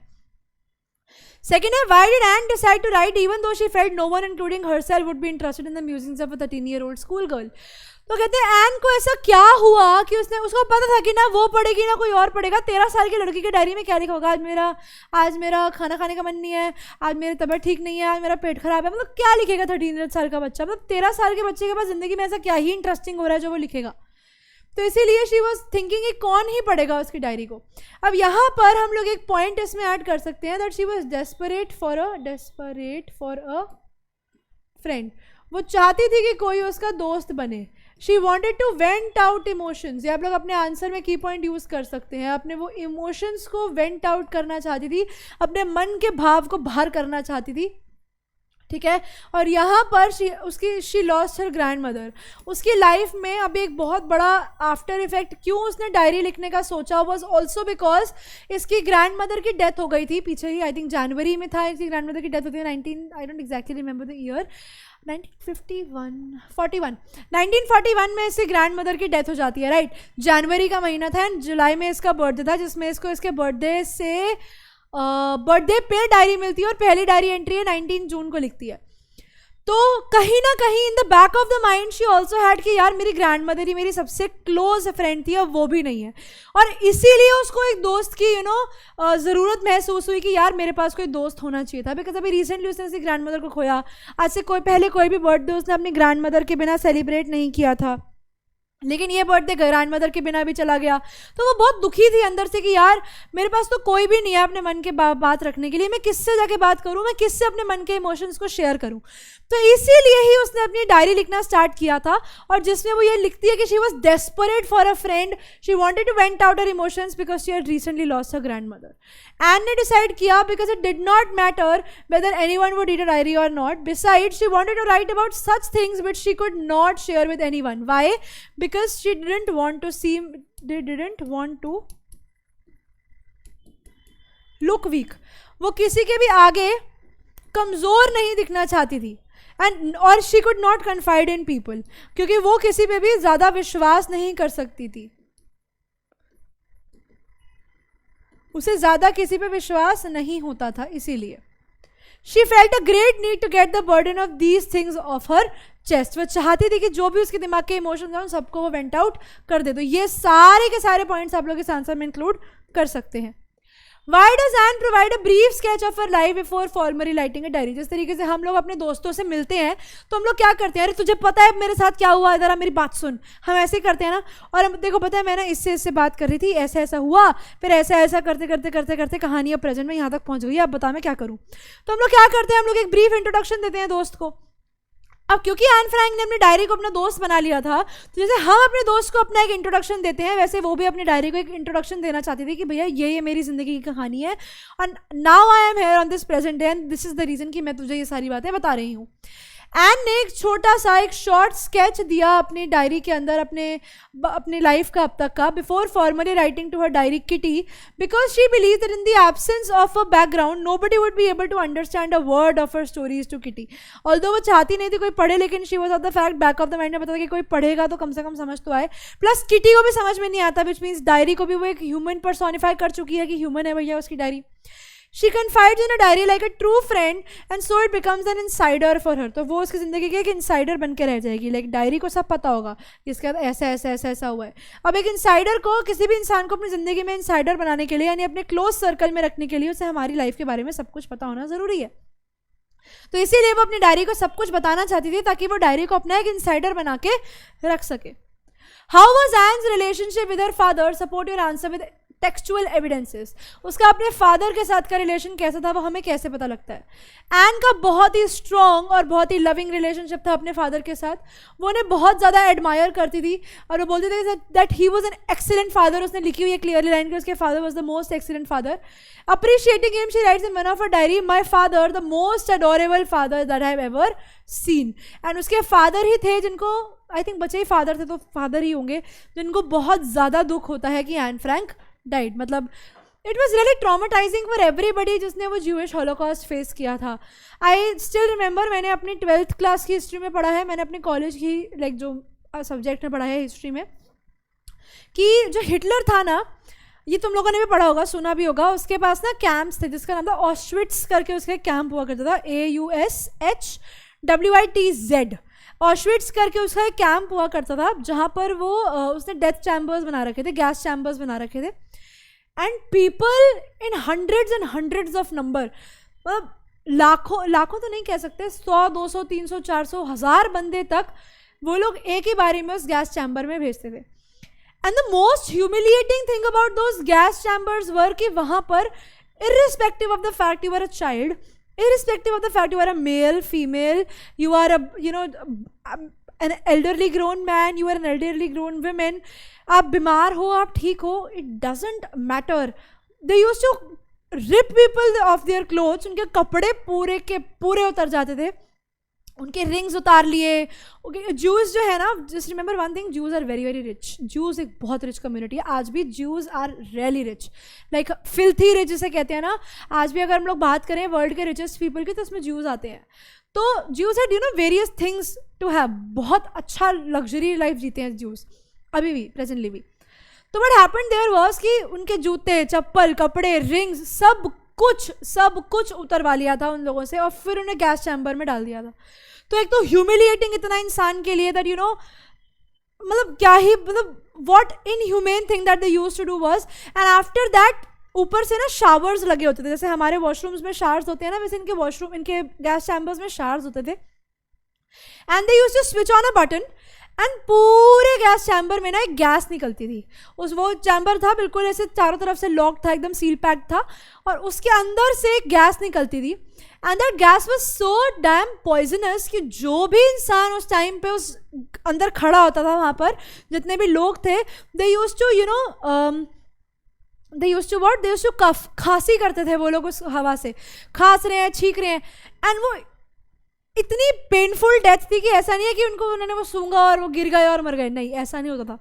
दे यूज्ड टू कफ रिगरसली, खांसे जा रहे हैं. And there used to be a time कि कॉन्टिन्यूअस खांसी है, रुक नहीं रही. After a point of time their heart used to fail, उनका हार्ट काम करना ही बंद कर देता था, बिकॉज इतना प्रेशर पड़ रहा है खांस के दे यूज्ड टू डाई. तो इस तरीके से टॉर्चर किया गया था by Hitler over the Jews, जो कि बहुत ज़्यादा इनह्यूमेन है. वैसा ही एक एविडेंस था कि जिसमें एन फ्रैंक के साथ ये सब नहीं हुआ, but Anne Frank had seen certain things happening, ऐसा होते हुए देखा है. तो जिसने वो चीज़ें फेस करी है ना, फॉर एग्जाम्पल हिटलर ने जो गलत हरकतें करी हैं, one thing that we can word जो आप लोग अपने आंसर में भी कहीं पे भी यूज़ कर सकते हो, उसने जीनोसाइड किया था. जीनोसाइड क्या होता है? जीनोसाइड ना एक प्रॉपर टर्म यूज़ किया जाता है गवर्नमेंट जब लोगों को मारती है, गवर्नमेंट किलिंग पीपल. तो उस समय हिटलर की गवर्नमेंट थी वहाँ पर, तो हिटलर की गवर्नमेंट ने लोगों को मारा था, तो उसने जेनोसाइड किया था. जेनोसाइड उसने वहाँ पर किया था, वहाँ पर उसने लोगों को मारा था. तो like I really wanted to take this chapter because मैंने इतना पढ़ा है इसके बारे में that I really wanted to share all these experiences, though many of you must already know this कि ऐसा ऐसा हुआ था. Many of you know, many of you might know, not must know. आप लोगों ने modals पढ़े थे ना, must surety में लगता है, modal might possibility में लगता है. Question number 5. How were Anne's celebration different from 1941 and 1942? आ गया उसकी grandmother का case.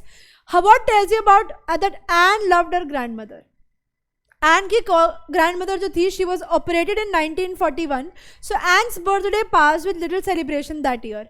Unfortunately, grandma passed in January 1942, and her death made Anne very sad because she was her only companion. She was her only companion जिनके साथ वो अपने मन की बात को शेयर कर सकती थी, जिनसे वो बात कर सकती थी. She missed her terribly, so she lit her candle along with the other candles on her birthday in 1942 as a tribute to her.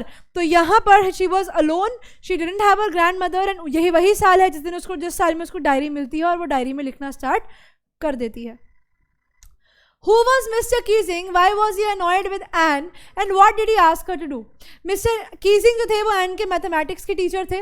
वो एक स्ट्रिक्ट डिसिप्लिनेरियन थे. डिसिप्लिनेरियन का मतलब कौन होता है? A person who maintains decorum, जो class के अंदर डेकोरम मेंटेन करके रखते हैं, जो क्लास में शांति मेंटेन करके रखना पसंद करते हैं. And did not permit any disruption, या कोई भी डिस्टर्बेंस उन्हें अपनी क्लास के बीच में अच्छी नहीं लगती थी. During the class, however, Anne talked so much कि Mr. Keesing got annoyed with her. After several warnings, उन्होंने उसे एक ऐसे दे दिया लिखने के लिए, a chatterbox as an extra homework, कि वो लिख के लाए ताकि उसको उसकी गलती रियलाइज हो कि भैया तुमने गलत किया है. Why did Anne not want to just ramble? एक सेकेंड, ये ना एक्स्ट्रा स्लाइड है, let me just delete this once. Why did Anne not want to just ramble on and leave big spaces between the word? हमने किया था क्योंकि वो एक plausible argument देना चाहती थी अपने पॉइंट के अंदर, बिकॉज वो मिस्टर कीजिंग को बताना चाहती थी कि भैया बात करना कोई गलत बात नहीं है. Anne was an intelligent student. Yes, she was. She thought she was naturally talkative. So she didn't want to create a poor impression in the class. So she decided to come up with valid arguments justifying her talking instead of rambling to complete the assignment. वो ये नहीं चाहती थी. She didn't just want to complete just for the sake of completion. वो उसे सिर्फ काम करने के लिए कंप्लीट नहीं करना चाहती थी. वो मिस्टर कीजिंग को प्रूव करना चाहती थी कि भैया बात करना कोई गलत बात नहीं है. अगर मैं बात करती हूँ किसी से, if I talk to somebody, if I am talking to someone, that doesn't really matter. उससे इतना फर्क नहीं पड़ता है. It doesn't really matter. मैं बात करती हूँ, ठीक है, it is something I really like to do, I can not help it, so that's not a big problem for me. बात करना कोई गलत बात नहीं होता. मेरी मम्मी भी बात करती थी, मेरे में भी वो नेचुरल इंस्टिंक्ट है. शी ऑल्सो रोट की talking was inherited. Talking was an inherited trait, कि वो उसमें आई थी, inherited trait.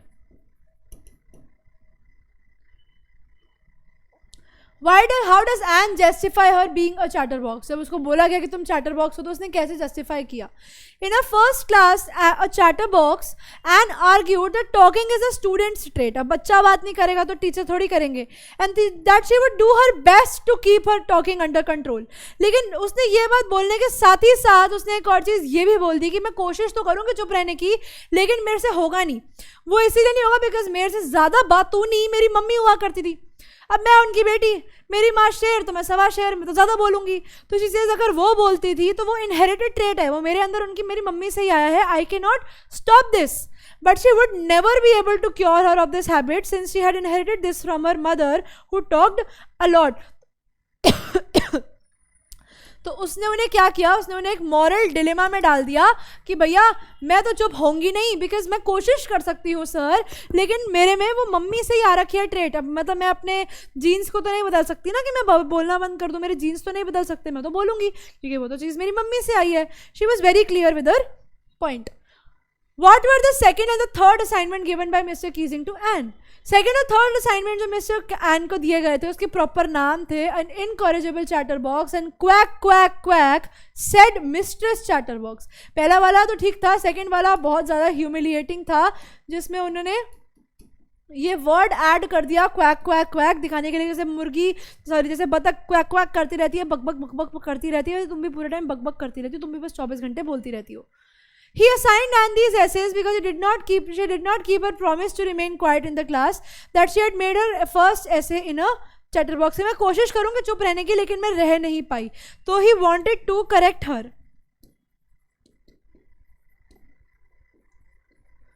कि वो अपनी मिस्टेक को समझे और अपनी मिस्टेक को सही करे, अपने पॉइंट को सही करे, क्लास में चुप रहे और अपना काम करे. ठीक है. और उसको एक लेसन समझाना चाहते थे कि क्लास के अंदर बातें नहीं होनी चाहिए. Not to talk in the class, not to talk while studying. पढ़ते हुए बातें नहीं करनी चाहिए. Why did the entire class laugh loudly? जब एन को बोला गया थर्ड ऐसे लिखने के लिए, वो क्वैक क्वैक बोला गया. The entire class laughed because the topic ऐसे quack quack said Mrs. Chatterbox was very funny. Because यहाँ पर एन को कंपेयर किससे किया गया है? Anne was compared to a duck.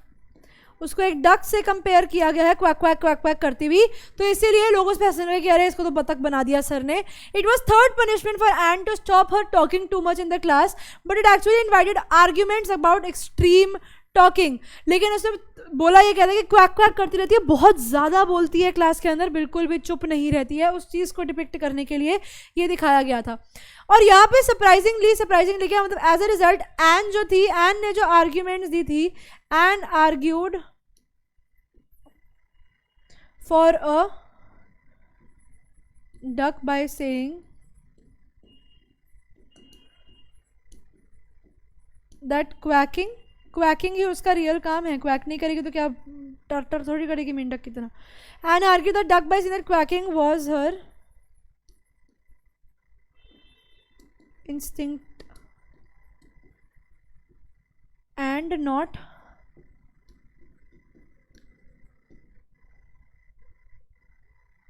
habit. वो उसका इंस्टिंक्ट है, वो अंदर से आता है, वो उसकी हैबिट नहीं है जो उसने क्वैक क्वैक करने की बना रखी है. और ये मिस्टर कीजिंग को इसीलिए बोला गया था बिकॉज वहाँ पर एक फादर स्वैन थे.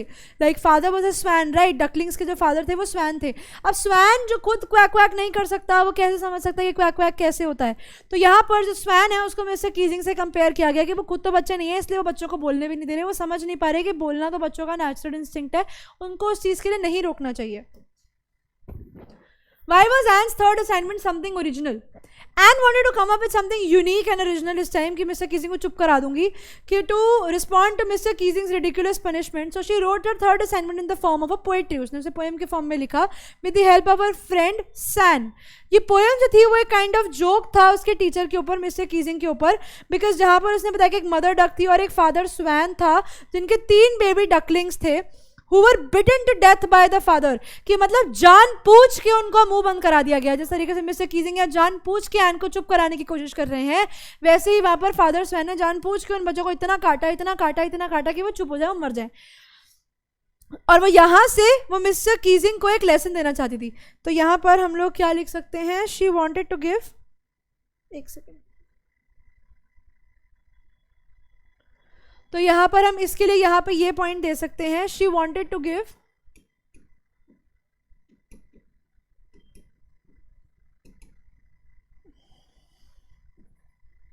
टू टीच कर दो. She wanted to teach a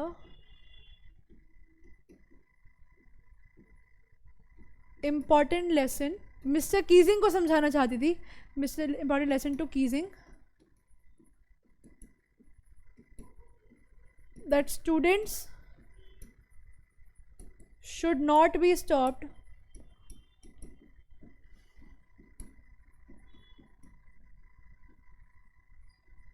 from talking. उन्हें बातें करने से रोकना नहीं चाहिए क्योंकि वो उनका नेचुरल इंस्टिंक्ट है. Do you think mister Keesing was a strict teacher? Mister Keesing अपने आप में एक डिसिप्लिनेरियन थे एंड वो चाहते थे कि स्टूडेंट जो है वो कॉन्सेंट्रेट करें पढ़ाई के टाइम पे पढ़ाई के ऊपर. He devised unusual ways of instilling discipline. उन लोगों ने उन्होंने काफ़ी अनयूजुअल वे को यूज़ किया टू इंस्टिल, मतलब to bring discipline in the class. and encouraged their original disciplined them and encouraged them their original thoughts. The funny topic that he assigned Anne as a punishment showed that he was a liberal teacher. वो एक strict इंसान थे, लेकिन he had a twisted way of making a person realize that his mistakes, what his mistakes are. तो उन्होंने एक funny way use किया. वो strict थे, yes, in some part पढ़ाई करो तो पढ़ाई करो, लेकिन अगर कोई life lesson देना है तो yes, he was a liberal teacher. यानी हम कह सकते हैं he was a free teacher या not very strict. बच्चों को आज़ादी देते थे वो. He was not that bad. What made Mr. Keesing allow to Anne to talk in the class? ऐसा क्या हुआ था हमारी क्लास के अंदर कि मिस्टर कीजिंग ने उनको बातें करने के लिए हाँ कर दिया था? What made Mr. Keesing allow Anne to talk in the class? Anne made her point about talkative nature in a third assignment by narrating the story of a cruel father of a swan beating his duck to death for quacking too much. कि जो swan है उसने बहुत ज़्यादा बोल दिया है. This made Mr. Keesing soften his stand on Anne and he in the class. क्या है? This made Mr. Keesing soften his stand on E and on Anne in the class.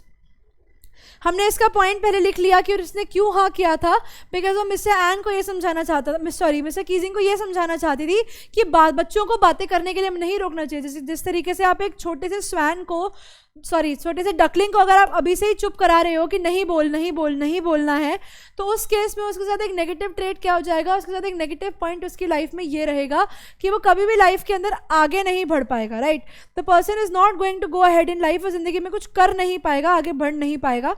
तो उसी चीज़ को दिमाग में रखते हुए उसने मिस्टर कीजिंग को ये लेसन देने की ट्राई करी कि मिस्टर कीजिंग इस बात को समझ जाएं कि बच्चों का बात करना कोई बुरी बात नहीं होती. स्वैन को डकलिंग को तुम बचपन से चुप करा दो, उसको काट काट के चुप करा दो कि वो कभी जिंदगी में बोले ही नहीं.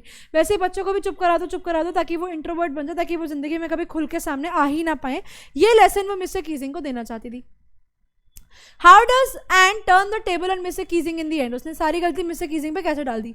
In the end, Anne finally turns the table on her mathematics teacher, Mr. Keesing, by drawing a parallelism between him and the cruel father Swan, जिसने अपने बच्चों को bite किया था with the 3 ducklings to death for quacking too much. This made the teacher realize that talking is natural to students, जिस तरीके से quacking is to ducklings. और वहीं से उन्हें समझ आया कि करने देता हूँ बातें, ज़्यादा नहीं रोकूंगा.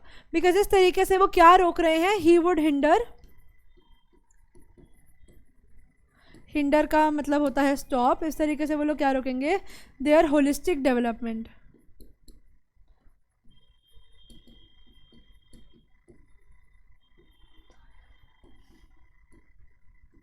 इस तरीके से वो क्या रोकेंगे? वो रोकेंगे उनकी होलिस्टिक डेवलपमेंट. अब आ जाते हैं हमारे लॉन्ग क्वेश्चन के ऊपर और देखते हैं पहला long question.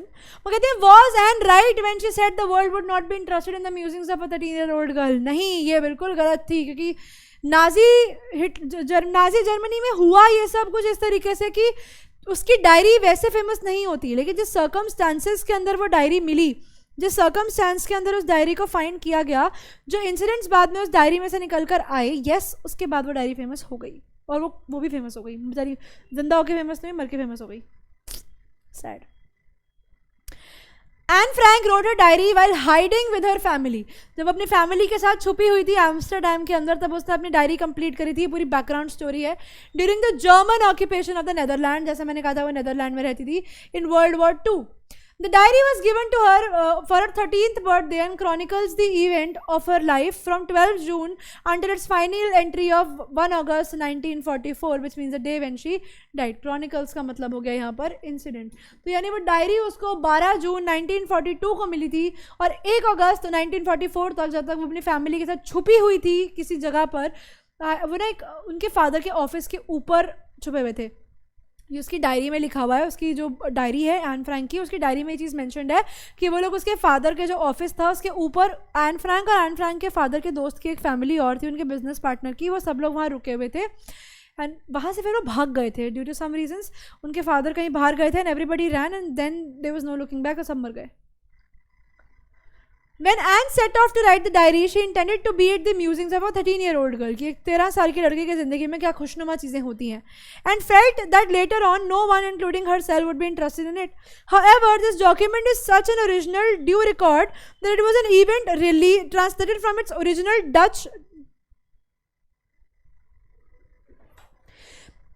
that it was eventually translated from its original Dutch into many languages and became the world's most widely read books. क्यों? Because ये हमें क्या देता है? ये हमें first hand anecdote देता है किसका? Of the Nazi Germany की वहाँ पर क्या क्या चीज़ें हुई थी.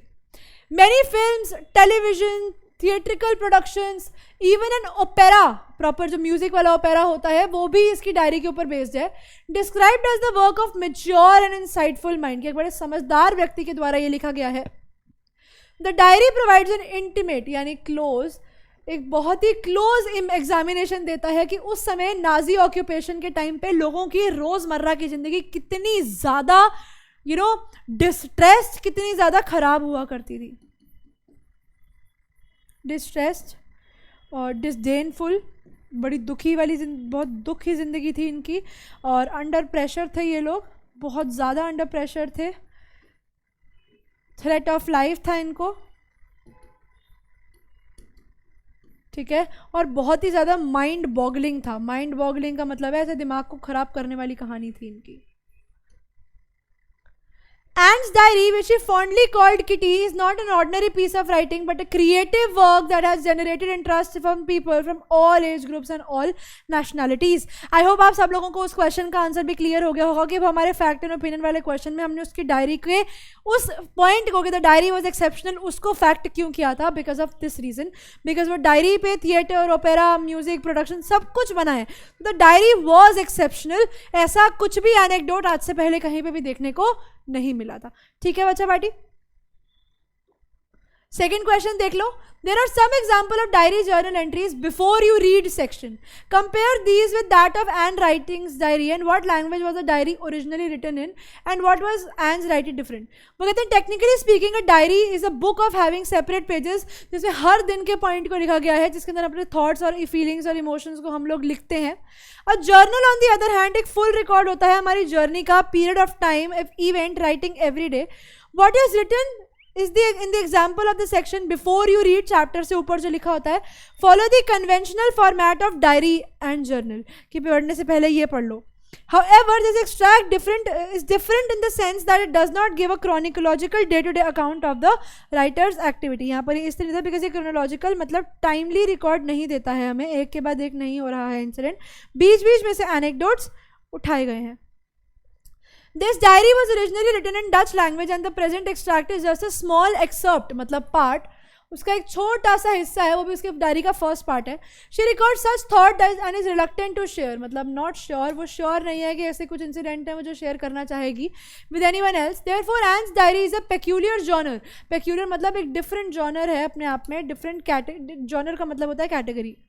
तो उसकी डायरी अपने आप में एक डिफरेंट कैटेगरी ऑफ राइटिंग है जो बहुत डिफरेंट है.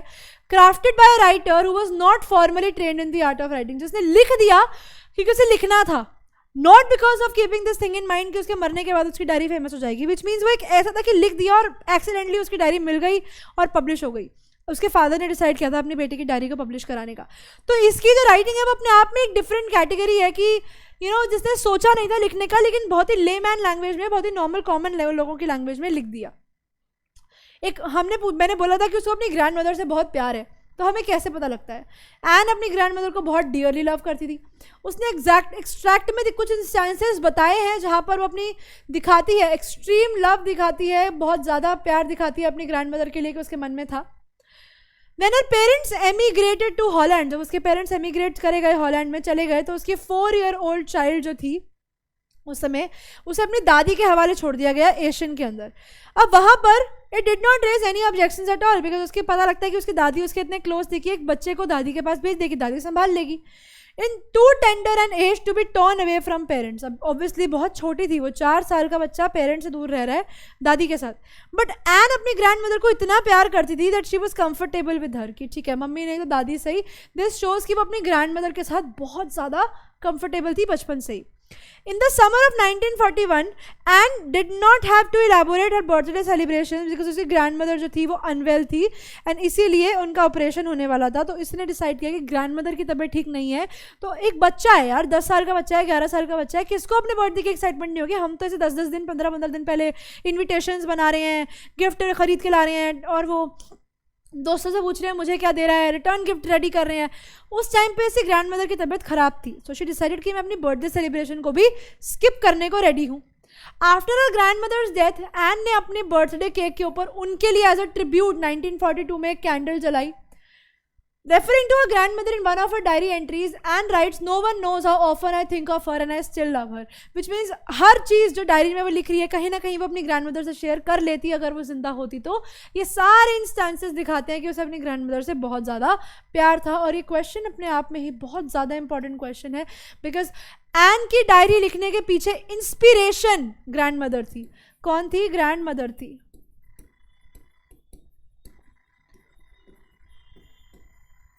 Was her solemn. सोलेम का मतलब होता है सिंसियर। क्या थी? इंस्पिरेशन। उसकी ग्रैंड मदर ही उसकी इंस्पिरेशन थी, जिसके सोच के उनके बारे में सोच के उसने लेटर लिखा था। अब वो कहते हैं एन की दो टीचर्स थी, एक तो याद होगा मिसेस क्यूपरस जो उसके जूनियर स्कूल की प्रिंसिपल थी, और एक मिस्टर कीजिंग। इन दोनों के नेचर में क्या फ़र्क है? अपने फादर के बारे में, ग्रैंड मदर के बारे में, क्यूपरस कीजिंग के बारे में उसका क्या ख्याल है? एन अपने फादर को मोस्ट अडोरेबल फादर बोलती है। She loves a grandmother dearly and she lives happily even with her at the tender age of 4, जिसमें पेरेंट्स का होना बहुत ही बड़ी बात थी। एन का अपने लव था अपनी हेड मिस्ट्रेस के लिए, जिसका नाम था मिसेस क्यूपरस। उनसे वो बहुत क्लोज थी। उसके लिए बहुत ही हार्ट ब्रेकिंग था, बहुत दुख हुआ था उसे अपने पिछले स्कूल में, मिलान था शायद, जहाँ पर एट दी एज ऑफ जहाँ पर उसका 6th क्लास खत्म होने के बाद उसे अपनी प्रिंसिपल से, हेड मिस्ट्रेस से दूर होना पड़ा था। She lovingly considers her mathematics teacher mister Keesing एक अनप्रिडिक्टेबल क्रिएचर्स। वो एक पॉइंट ये भी बोलती है कि टीचर्स जो है वो is an unpredictable and old foggy, मतलब एक ओल्ड से आदमी है, बट इवेंचुअली वो उनका भी प्यार जीत लेती है। तो एक क्वेश्चन पेपर में बहुत इंपॉर्टेंट आता है कि टीचर्स को अनप्रिडिक्टेबल क्रिएचर्स क्यों बोला जाता है। तो टीचर्स को अनप्रिडिक्टेबल क्रिएचर बच्चा पार्टी इसीलिए बोला जाता है बिकॉज टीचर्स जो होते हैं वो बहुत ज़्यादा अनप्रिडिक्टेबल होते हैं। उसे लगता था कि मिस्टर कीजिंग क्या पढ़ा मैथ्स रहे हैं, दे इंग्लिश का होमवर्क रहे हैं, ठीक है। उसके बाद उन्हें लगता था कि मिस्टर कीजिंग डांटेंगे, लेकिन मिस्टर कीजिंग ने चीज़ों को बहुत प्यार से हैंडल किया। तो ये, और टीचर्स कभी किसी बच्चे को फेल कर देते हैं, कभी किसी बच्चे को पास कर देते हैं। तो all these things show that mister Keesing was itself a very unpredictable teacher. ये सारी थिंग्स जो है दिखाते हैं कि एन अपने आप में काफ़ी चीयरफुल यंग गर्ल थी, who viewed everyone in her optimistically, जो हर इंसान को पॉजिटिव नज़रिए से देखती थी। She was loving and appreciative about her elders and strengthened her relationships with affection. अपने बड़ों की इज्जत करना और उनके साथ अपने रिलेशंस को अच्छा मेंटेन करना, what she liked to do. Her bond with the people she loved and respected was very strong and stable. जो लोग उसे अच्छे लगते थे उनके साथ उसके रिलेशंस भी बहुत अच्छे थे।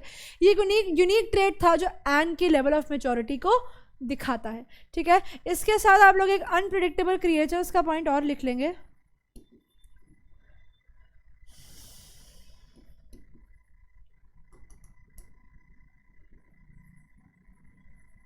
Unpredictable creatures. वैसे तो एक बहुत कॉमन क्वेश्चन है, चांसेस है पेपर में ना भी आए, but it is my responsibility to give you the answer. They are not sure कि किसको पास करेंगे। Who would be passed by them, वो किसको पास करने वाले हैं, कुछ नहीं पता। सेकंड, मिस्टर कीजिंग जो थे वो क्यों इससे वो अनप्रिडिक्टेबल थे? Mister Keesing was maths teacher, थे मैथ्स टीचर, लेकिन होमवर्क किसका दिया था? इंग्लिश का, but gave English homework. Mister Keesing ने चीज़ों को लाइटली लिया था, he took things lightly.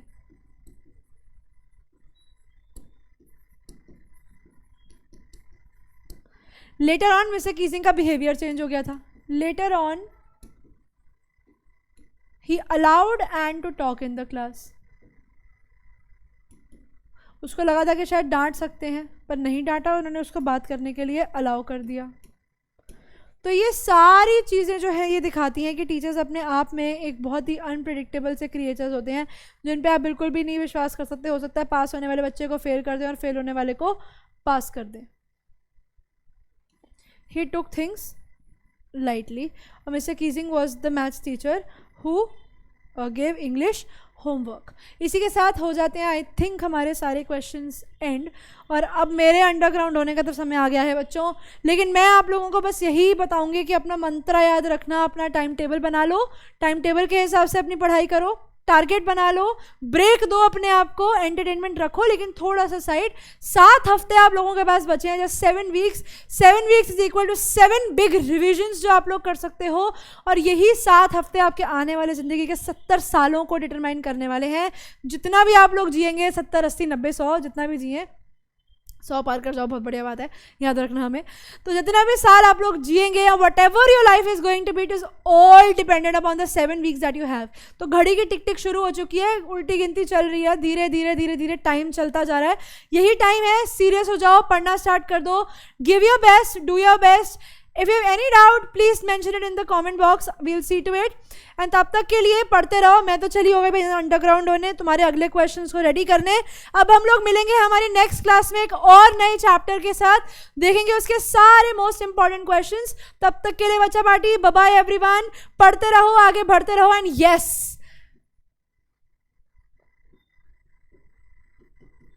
Best of luck. और ये बेस्ट ऑफ लक कब के लिए है? ये बेस्ट ऑफ लक है अभी 1 हफ्ते के लिए, जब तक मैं वापस आ रही हूँ तब तक के लिए बेस्ट ऑफ लक। वापस आके बेस्ट ऑफ लक देंगे, ठीक है? जितना भी पढ़ रहे हो, दिल लगाकर पढ़ाई करो, ठीक है?